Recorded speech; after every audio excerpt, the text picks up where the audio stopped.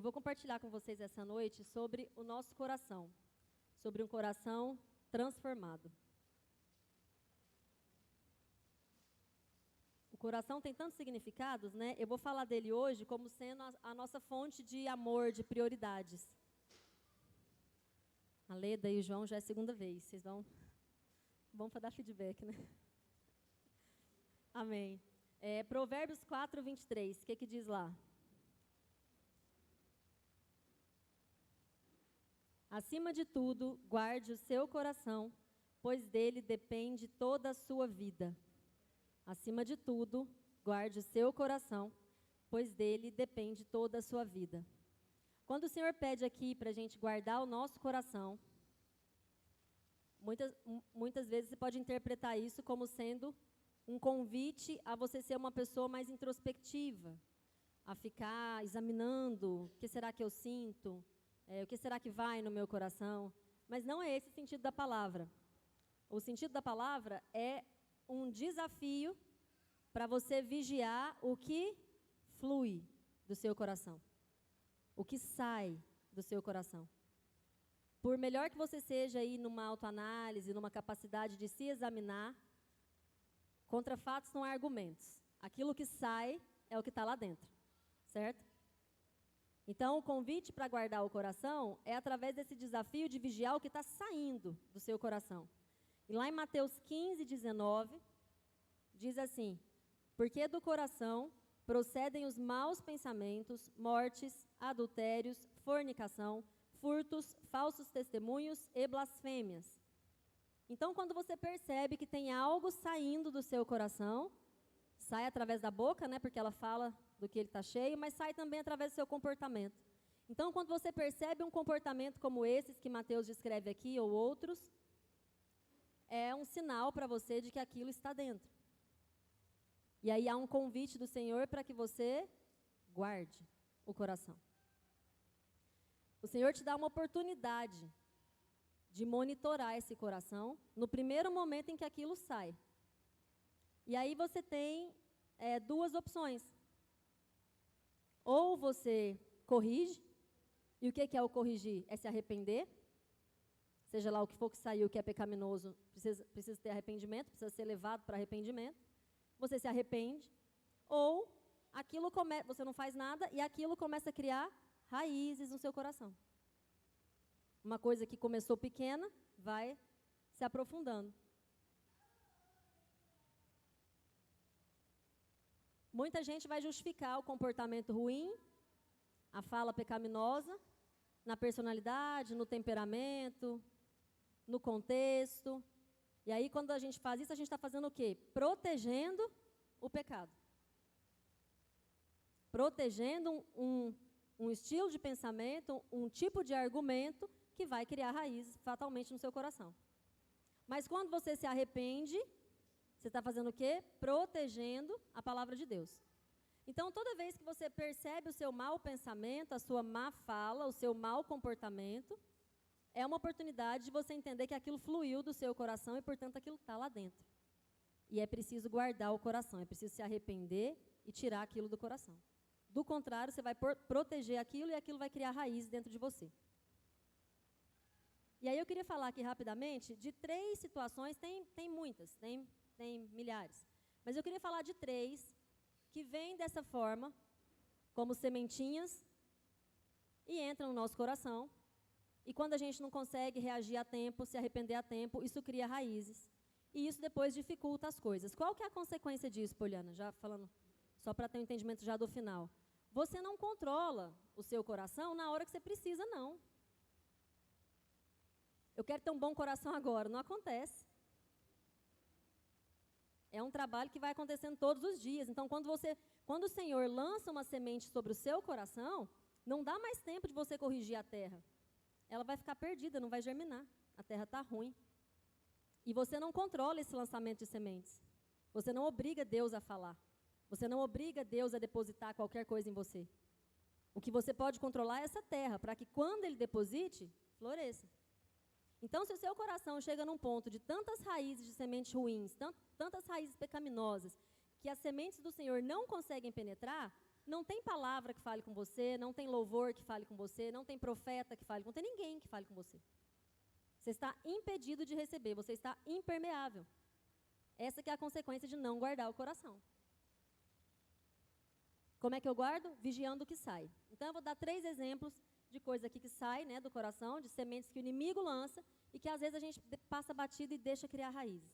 A primeira coisa é a amargura. O problema da amargura, que é uma das emoções mais ruins, contagiosas que tem, é que a pessoa amarga tem sempre uma boa razão. Ela tem sempre um bom motivo, ela não é doida. Ela não amanheceu com ódio.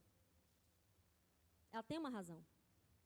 Ela sofreu uma injustiça, ela sofreu uma traição, ela sofreu um abuso de qualquer ordem, infligiram a ela um sofrimento grande, ela tem uma razão. Não é aquela pessoa que acordou e cismou com algo, não é. E aquilo que aconteceu àquela pessoa vem como uma semente no coração dela, cria raízes profundas e ela se torna amarga. Como é que eu sei que eu estou amargo, que eu estou sofrendo de amargura? Quando o seu amargor não é mais direcionado contra aquela coisa que aconteceu, quando ele começou a atingir tudo. Aconteceu um problema lá familiar e, de repente, você está amargo no trabalho, você está amargo no ministério, você está amargo na vizinhança, você está amargo nas outras situações. Aquilo corrompeu, contaminou seu coração. Isso é amargura. Ela não está mais focada, não é um problema pontual. É um jeito de ver a vida, um jeito ruim de ver a vida. Você assenta esse coração, ele fica todo enraizado num lugar de vitimismo, num lugar de desesperança, por conta de algo que aconteceu. Lá em Mateus 3:8 diz assim: produzi, pois, frutos dignos de arrependimento. Se você, em algum momento da sua vida aí, for pego pelo amargor, pela amargura, a melhor coisa a se fazer é arrepender rapidamente. Porque arrependimento atrasado é desobediência, né? Quando você percebeu que é pecado, você viu que saiu, você precisa arrepender imediatamente. Então, a melhor coisa a se fazer é arrepender imediatamente e produzir frutos do arrependimento. Vou até ler aqui de novo, que é um versículo que a gente não presta muita atenção nele. Produzir, pois, frutos dignos de arrependimento. O que isso quer dizer? Você passou por uma situação aí, ficou amargurado, percebeu que aquilo tomou conta da sua vida. Quando você viu aquilo saindo de você, você falou: meu Deus, meu coração está cheio de amargura. Você se arrependeu, pediu para o Espírito Santo mesmo de forma genuína: eu quero vencer isso. O Espírito Santo foi trabalhando em você, você foi conseguindo vencer aquela amargura, você já conseguia lembrar daquela situação sem ódio, você já conseguia não fazer mais plano de vingança, você já conseguia olhar para aquela pessoa e ficar mais indiferente, não ficar tocado, tão mexido, ou seja, o Espírito Santo tirou aquela amargura e aquilo deixou o seu coração limpo sobre aquela questão. E por que fala produzir frutos? Porque esse coração limpo, ele corre um risco. Você já viu aquelas pessoas que ficam bem depois de um tempo e passa mais um pouco de tempo e fica mal de novo? Daquela amargura? Você fala: mas minha filha, você não tinha perdoado, não tinha esquecido isso, não estava ok? Mas eu lembrei, e eu vi aqui uma mensagem no celular, e eu peguei aqui um negócio que me lembrou a pessoa, e aquilo volta e volta pior. Você fala: nossa, ainda não está bem. Por que não está bem? É o que Lucas fala lá, Lucas 11, 24 a 26. Quando o espírito imundo tem saído do homem, anda por lugares secos, busca repouso, não alcança e diz: tornarei para minha casa de onde saí. E chegando-a, acha varrida e adornada, igualzinha a sua mente quando acabou de se livrar da amargura, limpinha. Então vai, leva consigo outros 7 espíritos, piores do que ele, e entrando ali habitam, e o estado final é pior que o primeiro. Então, por isso que a Bíblia manda a gente produzir fruto do arrependimento, não ficar só no arrependimento. Você conseguiu se arrepender de ter reagido daquela forma, de ter deixado a amargura entrar? Precisa produzir um fruto. Como é que eu produzo um fruto, Poliana? Plantando essas coisas certas, para não ficar vazio. E aquilo tudo voltar de novo. Então, tem muitos conselhos práticos. O primeiro, a palavra já é clara: orar pelos inimigos. Tem que começar a orar por essa pessoa que te fez mal. Não basta só encontrar com ela e não dá vontade de esganar, não. Tem que começar a orar. Tem que começar a orar por ela. É um jeito do seu arrependimento gerar fruto.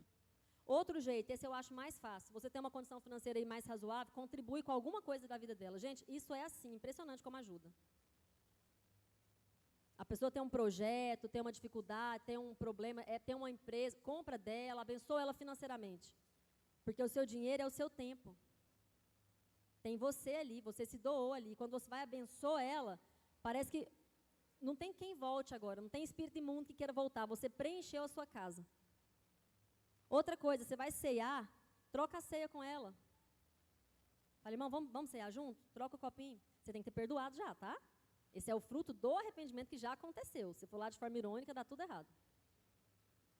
Já tem que ter havido arrependimento. Esse é o fruto do arrependimento que houve.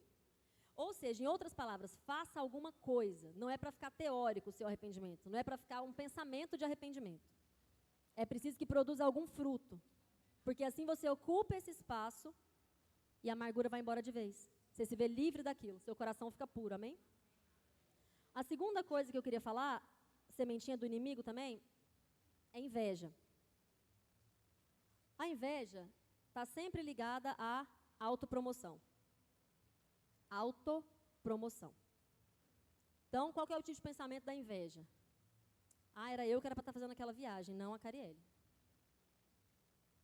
Era eu que era para ter sido consagrada pastora, não a pastora Raíssa. Era eu que era para ter ser back naquele louvor, não era a irmã Karen.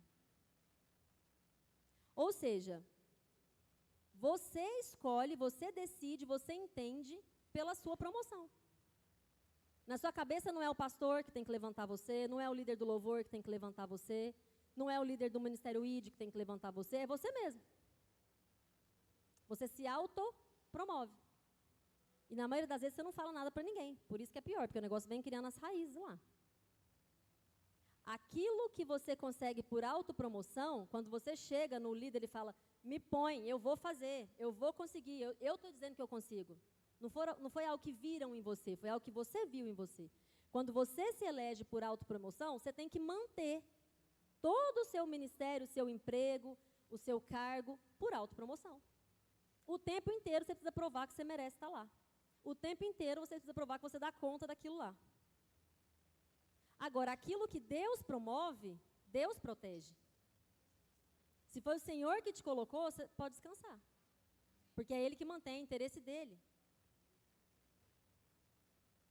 Então, é muito melhor você ser promovido pelo Senhor. E o Senhor promove como, irmãos? Vem um anjo aqui te dar uma faixinha? Não, né? O Senhor promove pelo seu patrão. É Ele que te faz a promoção. É o seu líder de ministério que te faz a promoção.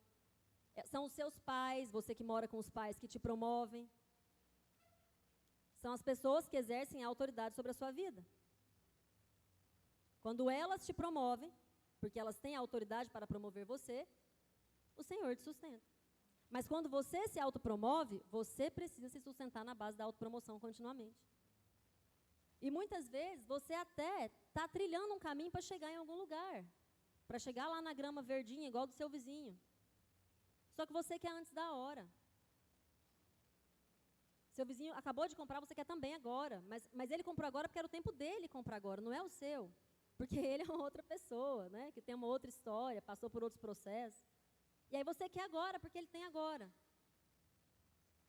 Quem já acompanhou a história de algum bebê que nasceu prematuro? Quem já teve uma amiga, um amigo, uma família?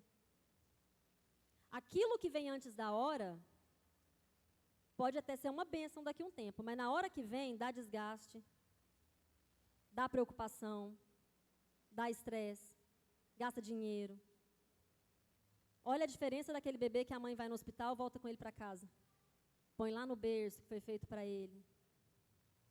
Todo mundo vai lá ver. Não vai na semana não, que é muito ruim. Vai um tempo depois. É uma alegria. Agora aquela mãe que vem embora para casa e o bebê fica na UTI, ela tem que tirar o leite para levar, alguém tem que dormir lá, olha a canseira. É uma bênção? É uma bênção. O propósito estava certo? Estava certo. Mas veio fora de hora. Então não é inteligente você ter inveja por nenhum aspecto. Vai dar trabalho para você, se você tentar fazer na força do seu braço, vai vir prematuro. Você vai ter que ficar sustentando aquilo na base da autopromoção. Vai cansar você, vai estressar você, vai gastar seu dinheiro. E aí você até desiste. Às vezes você cansa. E aí quando você cansa, acontece aquela coisa muito ruim, que é Alguém que vai ter que assumir o seu lugar vai começar do zero, porque você não construiu legado, você não fez discípulos. Você desistiu.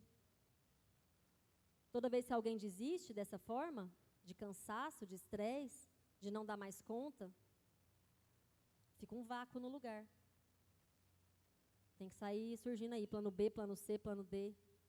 Então, aquilo que é do Senhor, vem a tempo, vem na hora certa. Aquilo que o Senhor planejou para você vai chegar lá na sua mão, não importa o que está chegando na vida de todo mundo ao seu redor. Amém?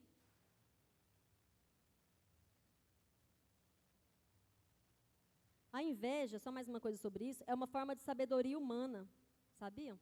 Tiago 3, do 13 ao 17, diz assim, ó: quem dentre vós é sábio e entendido, mostre pelo seu bom trato as suas obras em mansidão de sabedoria.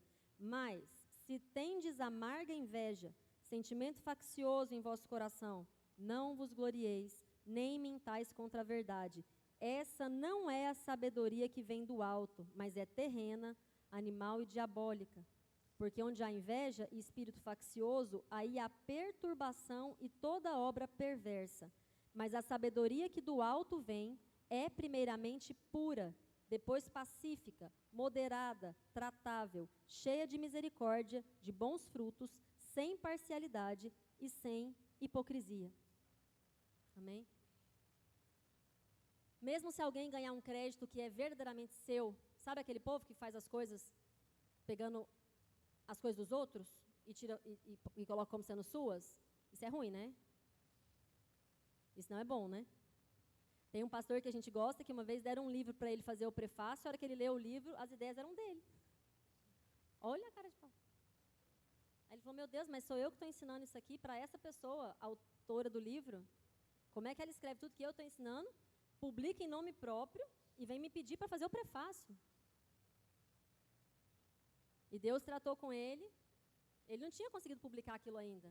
E alguém foi, né? E Deus tratou com ele e ele fez o bendito do prefácio. E aí ele fazendo e questionando com Deus, falou, Senhor, mas olha aqui, não tem nenhum reconhecimento a mim, não me reconheceram aqui. E aí Deus falou para ele, nem a mim. E eu estou tranquila. Muitas vezes não reconhecem a mim também, disse o Senhor para ele. Então, mesmo que você esteja certo, tenha muito cuidado com esse padrão de julgamento. Deveria ser eu, deveria ser meu crédito, deveria ser o reconhecimento para mim. Porque com esse padrão que a gente exige, a gente é julgado também, né? Então, se você perceber alguma coisa relacionada à inveja no seu coração, e geralmente começa pequenininho, já vai logo para o arrependimento, já entrega aquilo para o Senhor, tira aquilo do coração. O terceiro e último perigo é a decepção. A decepção, ela parece que é mais tranquila, né? Do que a amargura e a inveja, mas ela é o pior. E sabe por que ela é o pior? Porque a gente não acha que ela é pecado. A gente tolera. É algo que a gente é diariamente, né? Quem foi decepcionado essa semana com alguma coisa, né? Eu fui fazer um reclame aqui, que a loja de sapato me vendeu 3 sandálias que descolaram. Falei, como é que pode, né? Pagar esse preço na sandália, fiquei chateado. E aquilo, se você não confrontar da forma certa, pode ganhar um espaço dentro de você. Principalmente quando não é uma loja, mas quando é uma pessoa. Quando é alguém que você encontra todo dia. A decepção, você navegar bem nos momentos de decepção, não diz respeito à sua salvação, não diz respeito à poda do Senhor sobre você, os ensinamentos de... Não. Navegar bem a decepção diz respeito à sua posição de reivindicar. Quem navega bem na decepção consegue reivindicar. Reivindicar o quê? O céu na terra. Porque a decepção, sabe para onde ela te leva? Para o fato de que Deus não é bom, de que Deus não se importa, de que Deus não protege, de que Deus não guarda. E quando o coração se enche disso, você não consegue reivindicar nada dos céus. Por quê? Porque seu coração ficou antagônico ao Senhor, contrário ao Senhor. Mas quando você aceita a decepção, o seu coração está pronto para reivindicar. Pensa assim, é uma moral espiritual? O que o inimigo vai dizer? Quando você vê uma injustiça e você quer reivindicar. Deus vem fazer justiça, sendo que você foi injustiçado, você ficou decepcionado e você lidou bem. Você? Qual que é o padrão cristão, gente, para lidar com decepção? Perdão, né? Você perdoou. Você pode reivindicar os céus. Então você se torna poderoso. É essa a consequência de você passar bem pela decepção. Você não se coloca num lugar contrário ao Senhor. Você se coloca num lugar de alinhamento com o Senhor. E aí você pode reivindicar a natureza do Senhor na terra. A glória a Deus dada na terra. Então é muito importante quando você for decepcionado, pega isso como uma oportunidade de ficar poderoso. Fala, eu vou perdoar, eu vou passar bem isso aqui. Eu não vou deixar descer para o coração. Eu vou abençoar essa pessoa na primeira oportunidade que eu puder. E isso vai alinhar você com a reivindicação que você tiver que fazer. Da próxima vez que você encontrar uma situação terrena do inimigo, do mal, você tem como reivindicar a manifestação do poder de Deus ali.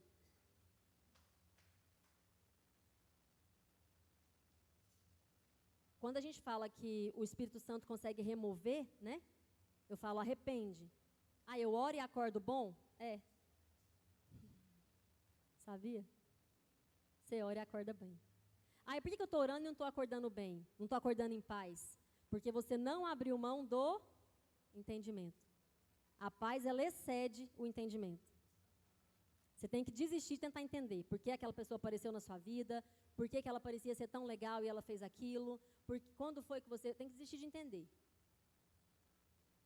Quando você fala, Deus, eu não quero mais entender, eu quero a paz que está acima disso. Eu não vou mais perguntar para todo mundo o que foi, o que eles acham, por que aconteceu. Não, eu não quero mais entender, eu não quero mais fazer pergunta. Eu vou orar e eu quero a paz que excede todo o entendimento. Eu estou arrependida da minha parte e eu entrego a sensação para o Senhor. Aí a paz vem. Mas enquanto você está orando, Deus, por que ele fez isso comigo? Deus, por que você colocou ele no meu caminho? Parecia que era uma porta sua. E tentando entender, você não vai ter a paz que excede o entendimento, porque você escolheu o entendimento. Você precisa, nessa oração, escolher a paz. E desistir de entender. Amém? Então, essas 3 sementes do inimigo, que vêm para o nosso coração e a gente às vezes não vê que veio, ela é exemplos do que você tem que vigiar, porque a hora que sair é a hora de correr para cuidar. E aí, como é que a gente tem um coração transformado? O que é esse coração que é fértil? O que é esse coração que a hora que vem a semente divina, ele está pronto para produzir? Lá em 1 Tessalonicenses 5, 16, 23, tem 3 chaves sobre isso. 1 Tessalonicenses 5, 16, 23. Alegrem-se sempre, orem continuamente, deem graças em todas as circunstâncias, pois essa é a vontade de Deus para vocês em Cristo Jesus. Não apaguem o espírito, não tratem com desprezo as profecias, ponham à prova todas as coisas e fiquem com o que é bom. Afastem-se de toda forma de mal, e que o próprio Deus da paz os santifique inteiramente. Que todo o espírito, alma e corpo de vocês sejam preservados irrepreensíveis na vinda do nosso Senhor Jesus Cristo. Daqui então a gente conclui que a chave para a saúde mental é dar graças. Repete, dar graças. A chave para a saúde emocional é se alegrar em todas as circunstâncias. Fala, se alegrar em todas as circunstâncias. E a chave para a saúde do coração, que é o que a gente está falando aqui hoje, é orar continuamente. Orar continuamente.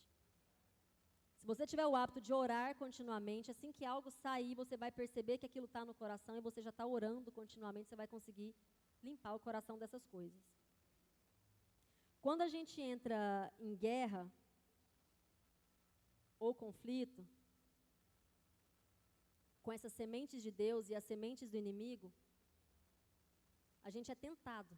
A gente entra em guerra e conflito porque é tentado. E aí o inimigo fica tentando jogar alguma coisa. E você já até tem, às vezes, algumas sementes que o Senhor jogou, vocês já são convertidos. E aí você entra um pouco em conflito, em guerra. E eu vou terminar aqui dando 4 curtos exemplos dessas guerras, desses conflitos, para você perceber quando é que ele está querendo jogar alguma coisa no seu coração. Porque o que eu não quero que aconteça? Que o Senhor venha jogar uma semente no seu coração e ele esteja pedregoso. Tudo aquilo que você tem de informação, mas que você não consegue pôr em prática, é porque não desceu para o coração. Quantas palavras a gente ouve, né? Quantos livros a gente lê? Quantas pessoas oram por nós? Por que tem tão pouca transformação? Porque as coisas não entram no nosso coração. Elas entram na nossa cabeça, mas não entram no nosso coração. E o fruto do coração, ele é um fato. Sabe o lugar que você está hoje profissionalmente? Sabe a sua relação familiar hoje com todos os membros? Sabe o ministério que você está exercendo? Tudo isso é o desejo do seu coração. Ah, irmã, não, eu não queria tá ruim aqui. É o que o seu coração quer. É a semente que alguém plantou lá e cresceu. A gente não consegue trair o nosso coração. Por isso que tem uma guerra para plantar essas sementes lá. Porque aquilo que for plantado lá é o que vai crescer. Já viu isso com criança? Como é nítido? Aquilo que for plantado lá é o que vai crescer. Não, mas eu estou vivendo essa situação aqui, mas o que eu quero mesmo é resolver isso aqui para ir para ali. Não quer, não. Se você quisesse, você estava lá. Você está fazendo o que o seu coração quer, por mais que você tenha outras informações na mente. Todo mundo sabe que tem que comer saudável, por exemplo. Todo mundo sabe que tem que dormir 8 horas. Por que a gente não faz? Porque não desceu para o coração. É só uma informação aqui em cima assim, ó. Se você quiser falar, a partir de hoje eu vou dormir melhor, eu vou comer melhor, você vai. Se isso estiver no seu coração, você vai. Então, aquilo que está plantado no seu coração é o que vai resultando da sua vida. E a gente é tentado e tem uma guerra por isso, para ver quem vai plantar o que lá dentro. Porque aquilo que for plantado é o que vai crescer. O primeiro exemplo que eu quero dar é o de Adão. Em Gênesis 3:1, diz assim: ora, a serpente era o mais astuto de todos os animais selvagens que o Senhor Deus tinha feito. E ela perguntou à mulher: foi isso mesmo que Deus disse? Não comam de nenhum fruto das árvores do jardim? O que o Senhor tinha dito para eles? Quem lembra? Não vou responder, vocês, vai. Quem lembra?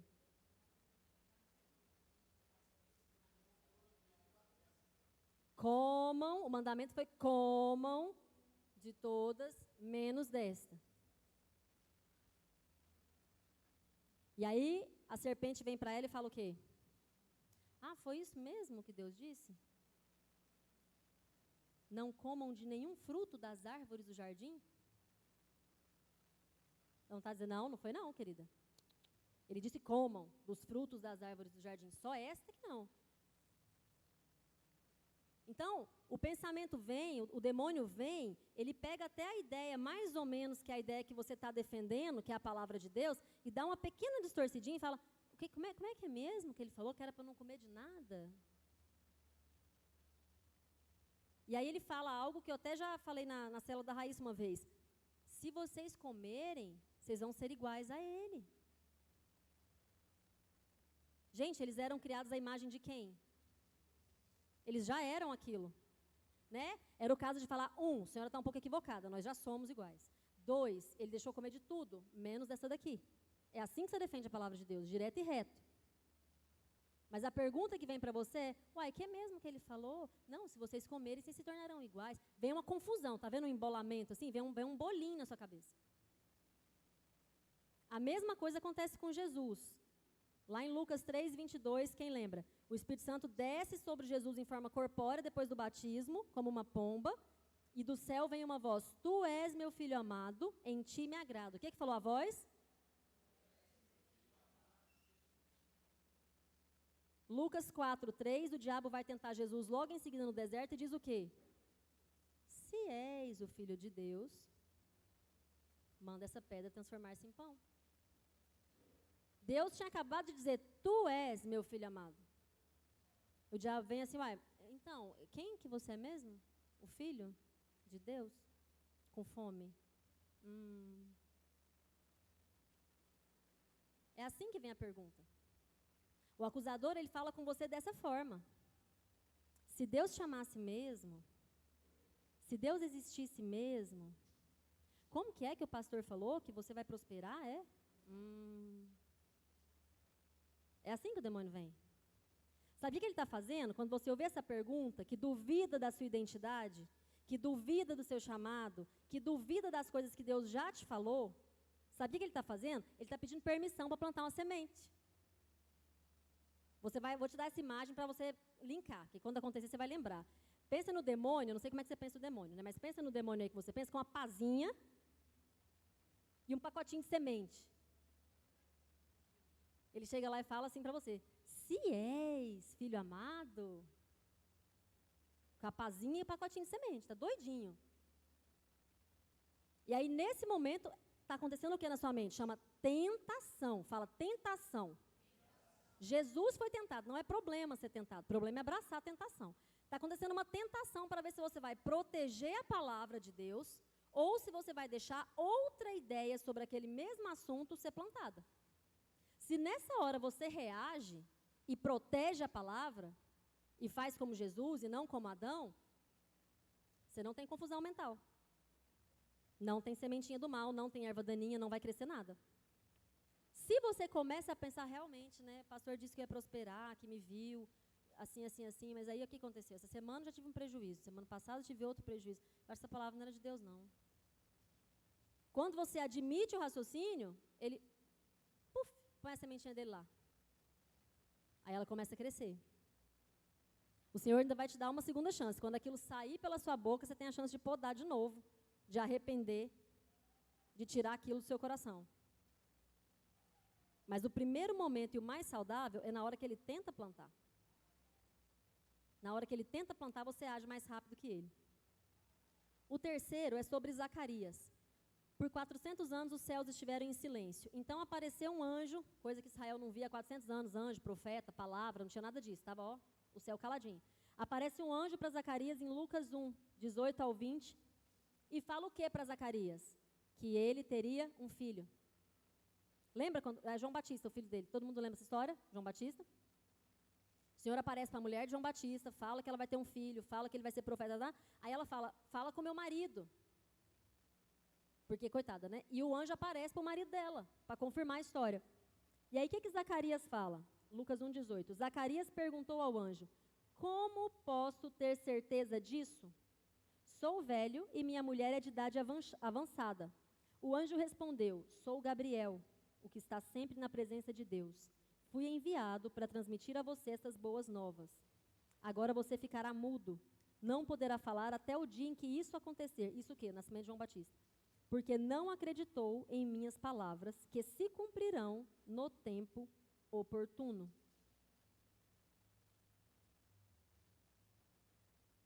O que aconteceu aqui, gente? Coração de Zacarias. Zacarias já tinha, vocês lembram dessa história de Zacarias, né? Não vou ler tudo aqui. Ele já tinha pedido um filho, o filho não tinha vindo. Ele era tipo Ana, pediu esse filho, pediu o filho não chegou.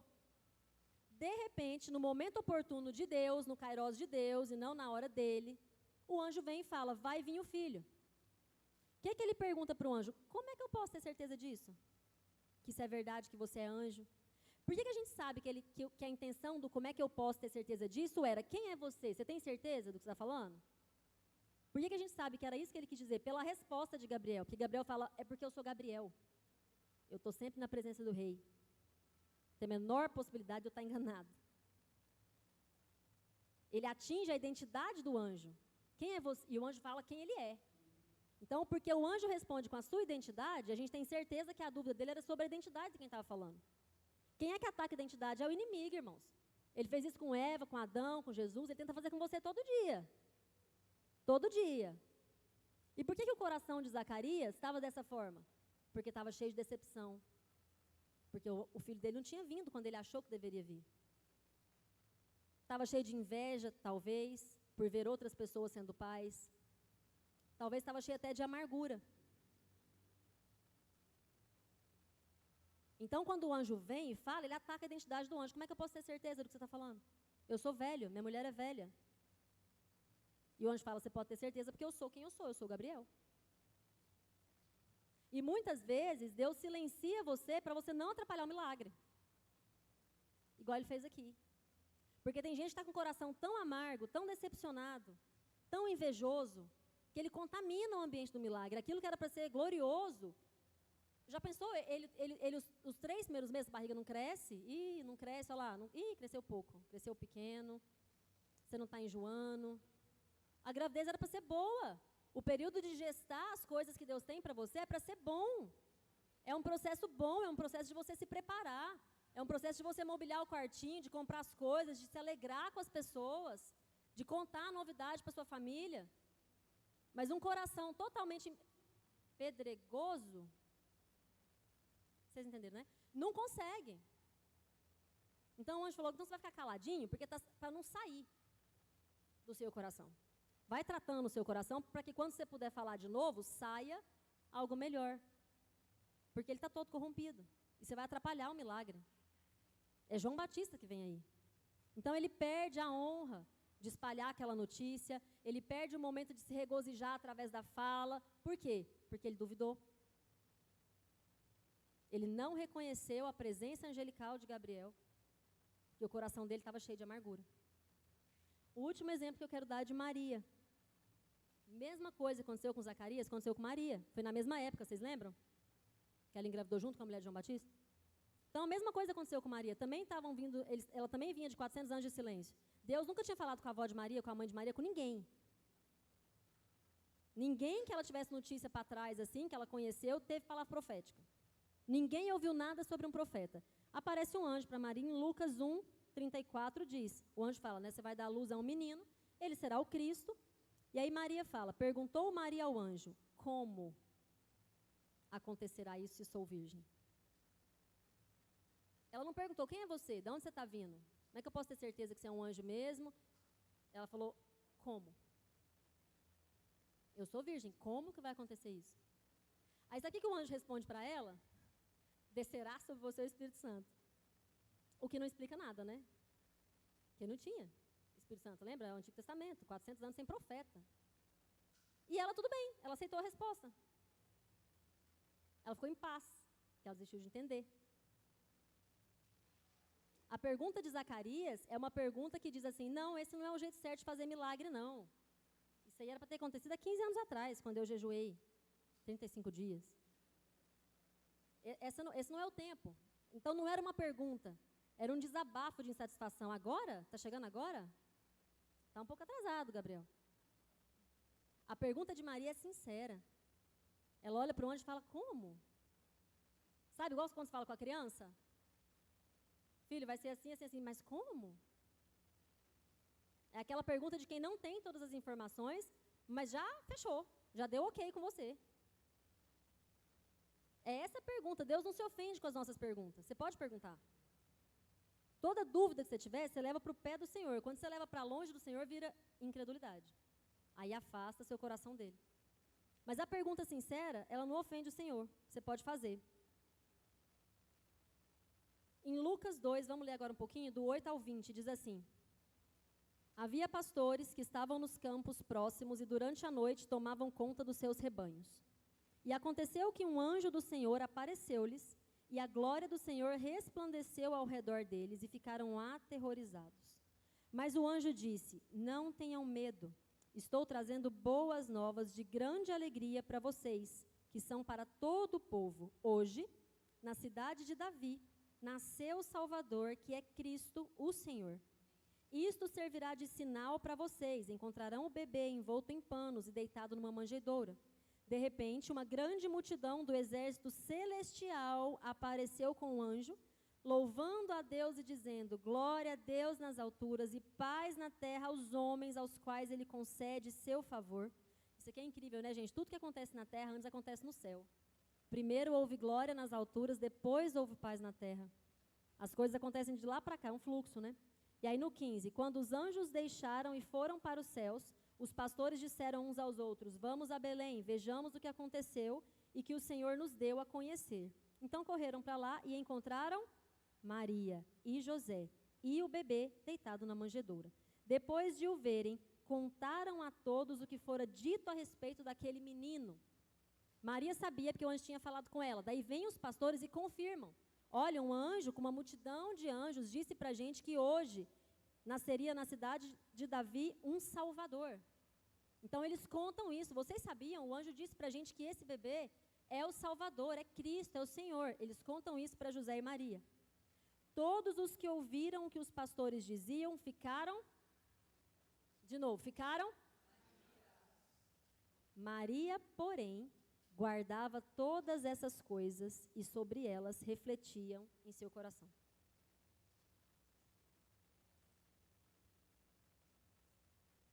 Isso é proteger a palavra. A multidão sempre vai ficar admirada com milagre, com uma pregação organizada, com um louvor muito tecnicamente bom. Mas se você entendeu que aquilo é uma palavra para você, você não só admira, você guarda e reflete. É esse coração que permite a semente de crescer. Porque ele guarda a palavra, ele reflete na palavra, ele medita na palavra. O inimigo vem contra Maria e ele não tem a menor chance. Ela está protegendo a palavra. Nós precisamos ser aqueles que ouvem a voz de Deus e entesouram em seus corações. Isso é o procedimento que a gente tem que fazer com a semente. E tudo que é contrário àquilo, você rejeita. Não deixa plantar. A hora que o inimigo vier com a pazinha dele, você sai de reto. Não tem lugar aqui para você. Em João 12, do 27 ao 30, diz assim, ó. Agora meu coração está perturbado e o que direi? Pai, salva-me desta hora? Não, eu vim exatamente para isso, para esta hora. Esse é Jesus falando. Então veio uma voz dos céus, olha o que a voz falou. Eu já o glorifiquei e o glorificarei novamente. Pai, glorifica o teu nome. Estou repetindo, né? Eu já o glorifiquei e glorificarei novamente. A multidão que estava ali ouviu e disse que tinha trovejado. Outros disseram que era um anjo que tinha falado. Jesus disse, essa voz veio por causa de vocês e não por minha causa. E mesmo depois que Jesus fez milagres, não creram nele. Jesus está no meio de um sermão, vem uma voz do céu, do nada, e diz esse versículo aqui. Eu já o glorifiquei e o glorificarei novamente. Deus diz isso do céu. O que as pessoas que estão lá ouvem? Um trovão. Algumas falam, parece que é a voz do anjo.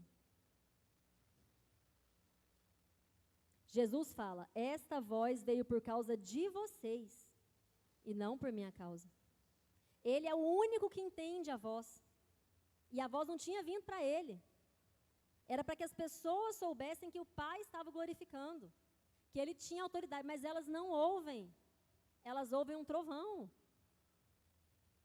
E no último versículo fala que mesmo depois que Jesus fez sinais milagrosos, elas não creram nele. Entende o que eu falo do coração?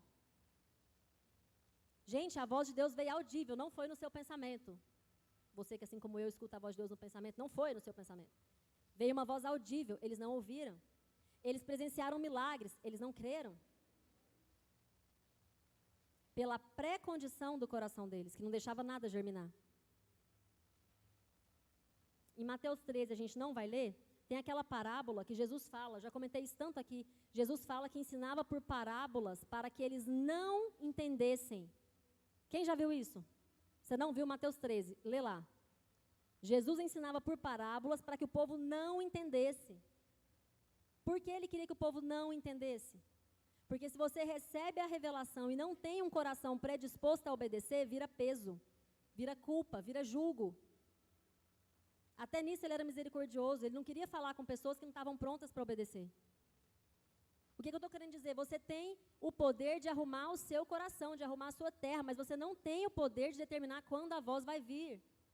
Jesus era misericordioso, ele nem queria que viesse fora de tempo para que você se sentisse culpado. Mas o Pai fala a hora que quer. Você não controla isso.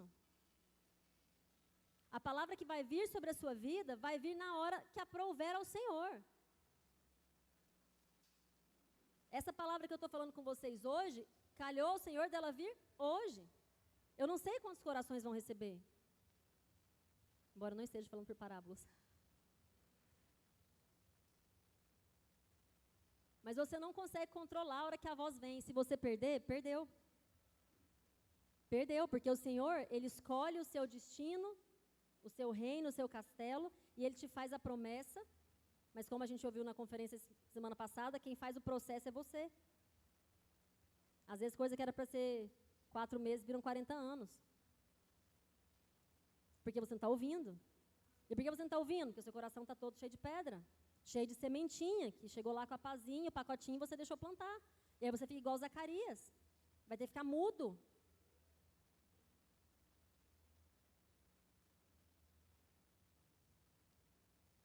A gente falou, já leu antes, vou só repetir aqui. 1 Tessalonicenses 5:20, não tratem com desprezo as profecias. Quando é que é possível tratar com desprezo a profecia? Quando tem muita. Quando todo culto alguém põe a mão na sua cabeça e fala alguma coisa. Aí você nem entesoura. Nem deixa a semente ser plantada. Nem medita, nem reflete, nem coloca lá no seu caderninho devocional para orar por aquilo. Tem gente que pensa até hoje, 2023, a história da humanidade, que a promessa é automática. Deus falou, ele vai cumprir. Quem foi que deu a mulher para Isaac? Quem deu a mulher de Isaac? Onde que Isaac achou a mulher dele? Esposa dele? Ninguém lembra? Ele mandou o servo ir buscar, não foi? Aí o servo falou, meu Deus, que responsabilidade, como é que eu vou achar essa mulher? Aí o que Deus falou para o servo? Aquela que tira água para você, tira água para o seu camelo, é essa. Ou seja, de quem foi esse entendimento? Foi de Deus, não foi do servo. A mulher vai e faz aquilo, o servo achei, leva a mulher. Abraão tinha a promessa de ter uma grande descendência, a nora dele era o quê? Estéril. Ah, Deus deu a promessa, ele vai cumprir. Não, irmãos, Isaac orou por ela e ela concebeu. Porque ele fez algo pela promessa. O Senhor deu a terra de presente para eles, a Canaã é de vocês, mana leite e mel, podem ir. Chegou lá, estava cheio de gigante. Aí eles todos sentaram em círculo e esperaram, né? Os gigantes caíram por um. Não, irmãos, eles foram lá, lutaram, mataram os gigantes, pegaram a terra. Que Deus deu de promessa. A promessa não é automática. Você precisa alinhar, você precisa entesourar, você precisa deixar a semente crescer, meditar sobre isso, refletir sobre isso, assim como Maria fez.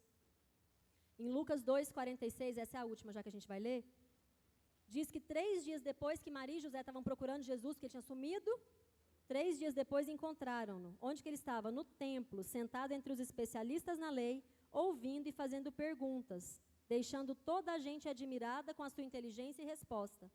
Os pais não sabiam o que pensar quando o viram sentado ali. Filho, disse-lhe a mãe, por que nos fizeste isso? Teu pai e eu estávamos desesperados à sua procura. Mas que necessidade tinham de procurar-me, disse-lhes. Não calcularam que eu estaria aqui no templo, na casa do meu pai, pois preciso tratar dos seus assuntos? Gente, ele respondia essas coisas esquisitas desde a adolescência. Quantas coisas esquisitas tem aqui, né? Por que vocês queriam me procurar? Uai, porque você tem 12 anos e é o nosso filho que está sumido há 3 dias? Vocês não sabiam que eu estava aqui na casa do meu pai? Seu pai José não estava? Não estava? Que essa é a nossa casa, você não estava lá?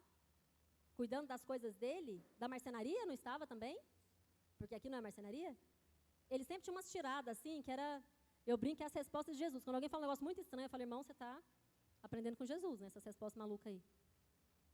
Depois você estuda no Novo Testamento, eu não lembro agora. São menos de 30 perguntas que são feitas diretamente para Jesus. Ele responde coisa de 2 ou 3 de forma organizada. Tipo, quantas horas são? 10 e 15. As outras todas ele responde assim.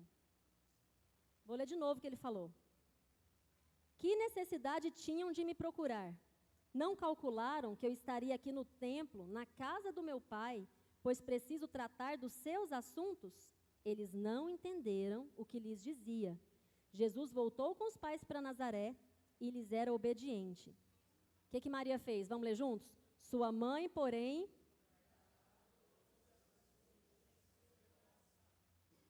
Gente, ela não entendeu desde que o anjo apareceu. Aqui ele estava com 12 anos, ela continuava não entendendo. Ela guardava tudo no coração. De alguma forma, ela sabia que alguma coisa ia se cumprir. De alguma forma, ela entendia as palavras que geraram vida dentro dela. Ela não ficava perguntando. Aqui a Bíblia é clara. Eles não entenderam o que Jesus disse. Então, ela guardou o que no coração se ela não entendeu nada? Ela guardou aquelas palavras estranhas que ela não entendeu. Ele tem outro pai. A casa desse outro pai dele é o templo. Esse outro pai dele tem coisas e ele está cuidando dessas coisas.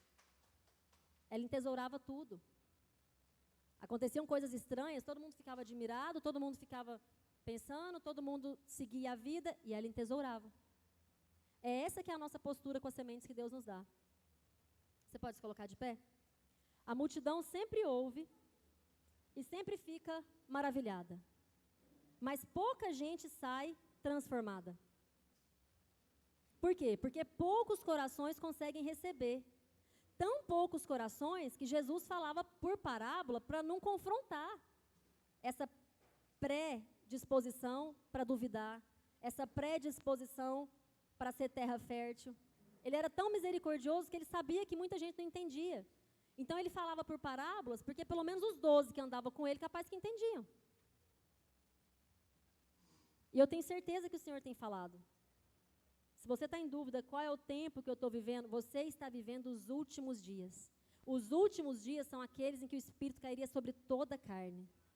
Irmão, você mora no Brasil. Você pega lá seu setor, deve ter no mínimo 5 igrejas onde você mora. Você pode ter acesso aos melhores pastores do mundo no YouTube. Você tem acesso aos melhores livros em audiobook. Quem não gosta de ler, não precisa nem ler mais. Você só dá play lá, vai dirigir seu carro, vai lavar sua louça e o negócio vai falando. Então, se a sua vida está parada, se a sua vida anda meio estagnada, se você está encerrando 2023 muito parecido com 2022, eu tenho um palpite, seu coração não está recebendo. Começa a vigiar o que sai dele. Se você não vigiou na hora que o inimigo chegou e ele já plantou inveja, já plantou amargura, já plantou decepção, tem que ir imediatamente para o arrependimento. Eu te convido a fazer isso agora. Agora, fechar os seus olhos agora. Permitir o Espírito Santo de Deus começar a te mostrar o que tem impedido as sementes do Senhor de serem plantadas. O que tem impedido você reconhecer que é uma palavra, uma semente do Senhor, entesourar, meditar sobre isso. Espírito Santo de Deus, eu te convido agora, Jesus, a nos ajudar a examinar os nossos corações, a nos ajudar a examinar o que tem saído dos nossos corações. Eu te convido agora a dar discernimento para os meus irmãos que estão aqui. Te convido, Jesus, a começar o seu processo de convencimento, porque é só o Senhor que convence. A trazer à memória dos meus irmãos aquilo que tem impedido o coração deles de ser terra fértil. Aquilo que tem impedido que eles ouçam a voz do Pai e fiquem ouvindo apenas trovão, e fiquem ouvindo apenas barulho. Fiquem na multidão admirados, mas não saiam nunca transformados. Vem, Espírito Santo de Deus, eu te convido. Vem, Espírito Santo de Deus, eu te convido. Se você acha que é oportuno, você pode levantar sua mão para alguém orar com você. Se você não consegue fazer essa oração sozinho, se você quer uma ajuda, pode levantar sua mão, alguém vai começar a orar com você. Hoje é o último dia que essa raiz fica no seu coração. Hoje é o último dia que isso impede o seu coração de crescer.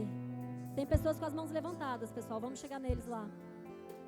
Não perde a oportunidade, deixa o irmão orar com você. Vem, Espírito Santo de Deus. Aqui na frente, gente, com as mãos levantadas, vem, pessoal. Vem, Espírito Santo de Deus. Nós te damos espaço agora, nós te damos lugar agora. Vem trabalhando a vida dos meus irmãos, Jesus.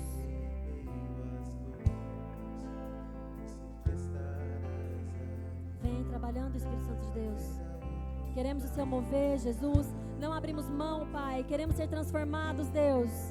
Não voltaremos hoje para casa com o coração cheio de pedras, Jesus. Cheio de ervas daninhas, cheias de coisas que o inimigo plantou, para que não ouvíssemos mais nada. Para que ficássemos cegos, para que ficássemos surdos para a Sua palavra. Para que ficássemos cegos e surdos para as Suas promessas. Para que ficássemos cegos e surdos para os Seus ensinamentos, Jesus. Todo espírito de surdo e mudo, sai desse lugar agora. Sai desse lugar agora, nós te expulsamos. Em nome daquele que já te carregou, nós te expulsamos, sai desse lugar agora. Eu declaro olhos para ver e ouvidos para ouvir aqui nesse lugar. Olhos que recebem a promessa, ouvidos que escutam a voz. Em nome de Jesus, vem Espírito Santo de Deus.